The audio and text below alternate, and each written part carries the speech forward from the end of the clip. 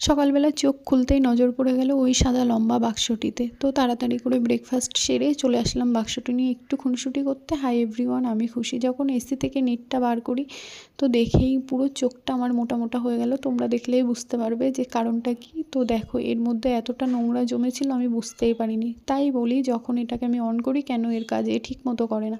ঘরটা একদমই ঠান্ডা হয় না, কি বলবো।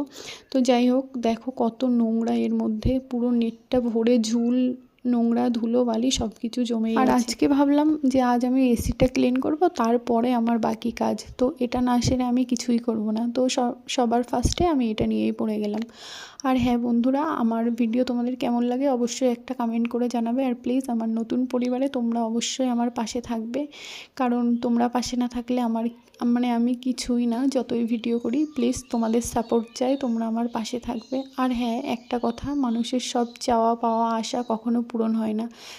আমি এটা নিজেই দেখেছি, কিছু জিনিস আমরা না চাইতেই পেয়ে যাই, আর কিছু জিনিস আমরা জীবন চেয়েও সেটা পাই না।